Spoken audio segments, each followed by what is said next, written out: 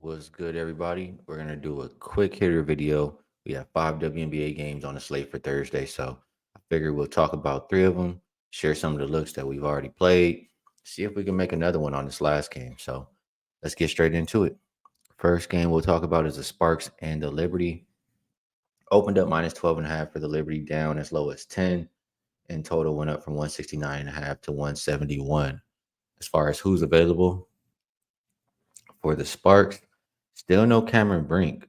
Alamon, though, she's back in the lineup for this game. For the Liberty, they still will be without Jonquil Jones, but Phoebich, she's back in the lineup for them as well. So both teams as healthy as they've been for quite a while. And for this one, I mean, I have to start off and just say, eh, how can we lay this big number with the Liberty? I mean, they haven't been playing good basketball. They failed to cover 5 games straight. They've only won one out of those 5 games. And I know I said they got a little bit healthier, but John Cole Jones out, still a big miss. I think they miss her on the boards.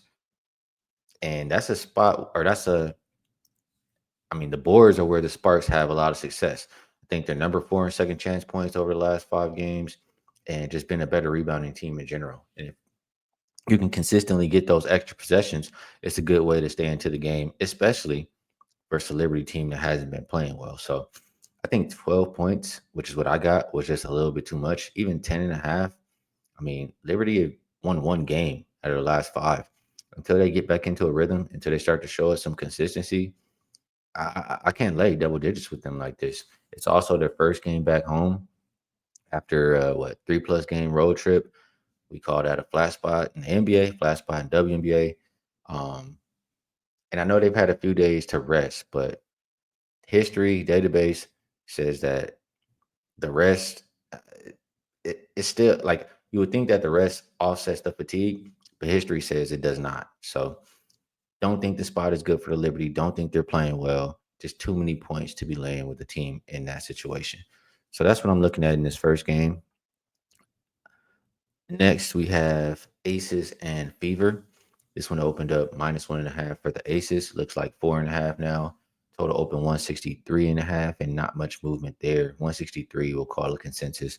As far as who's available for the Fever, still no Caitlin Clark. Demiris Dantas also not available. Megan Gustafson is game time. Cheyenne Parker Tyus looks like she is out. The Aces. Well, actually, let's start this one off and look at the Fever first, right? They're coming off of a huge win. Team just won $500,000 winning that Commissioner's Cup game. And if you're on social media, if you follow anything about the W, you saw them celebrating and having a good time. So I just think this is a big letdown spot after collecting all that money and collecting all that money and just partying the way that they were. So that's the initial thing here. If you look at teams who've won the Commissioner Cup, we've only had 4 of them. 3 of the winners have lost their next game. Um, the one time where they won the Commissioner Cup and then still won the next game, it was this same matchup. It was the Aces versus the Fever.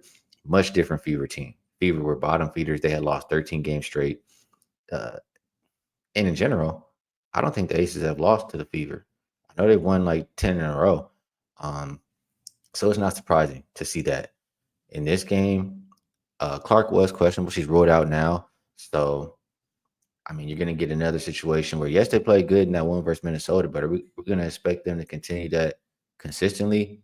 I mean, versus a hungry Aces team, both teams sitting at 8-8, I believe, but the Aces, they're expected to be a lot better than what we've seen so far this season.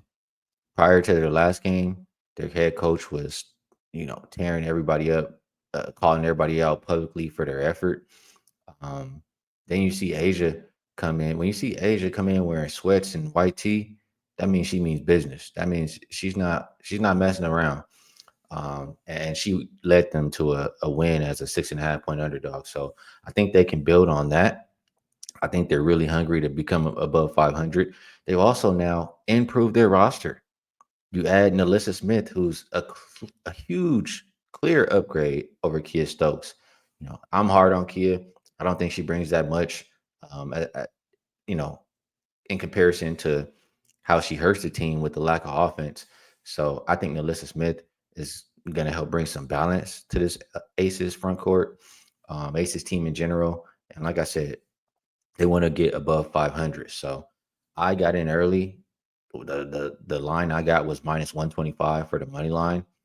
4.5. I still think is doable. Still think they can cover. I think you get a little bit of, how do I say? I think you get a little bit of a hangover for the Fever in this one. Um, Aces minus 4.5. I would still endorse. Like I said, I will only grade what I bet, which is minus 125. But 4.5 still seems very doable. All right, bear with me. My odds screen just blanked out here on me. So let me refresh this here. I know the next game is the Mystics and the Lynx. I'm pretty sure it opened Lynx minus 12.5.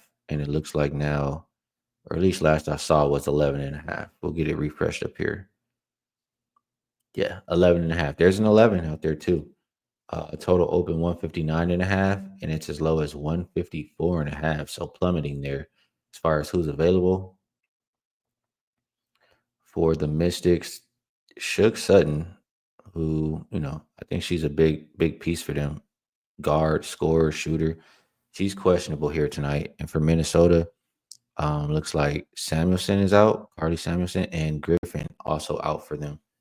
This is the other side of that Commissioner Cup game, right? The Lynx lost, expected to win, especially without Caitlin Clark. They're a double-digit favorite, lose outright. Now, I would think they're a little bit embarrassed. I would think, they're hungry for a bounce back here. The problem for me is I feel like it's a little bit rich with the 11.5. Like, yes, they can win.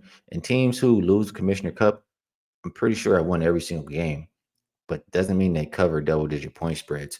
Lynx are very capable. But again, what holds me up is outside of that last game from the Mystics, where they just played pathetic, they were playing pretty good basketball.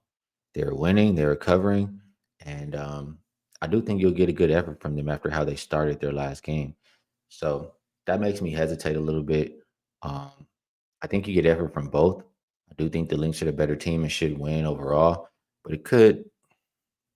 I've gone back and forth. I mean, if I'm playing, I'm laying in this game just because I think they're the better team and they should be motivated. And in general, Lynx can win by 12 versus anybody. So this one just happens to be a lean. Going to try to find more reasons to back it. I will talk to my guy Rob Vino in about an hour. We'll see if we can find some more reasons to back the Lynx. But as of right now, if I'm playing, I'm laying in this game. And that's the 3 games that we'll talk about. We'll try to do this a little bit more if you guys enjoy it. If you did like the video, if it helps you out any, hit the like button because that helps me out. We can try to keep this going. Hit the subscribe button so you know whenever I release these videos, whenever we go live. And I'm going to try to start doing these a little bit more. I'm also going to bring back System Saturday, maybe even sometimes a System Sunday. So I want to get back to doing some things, sharing some things, and hopefully we can all make some money. So um, yeah, best of luck on all your action, and I will get with you guys again next time.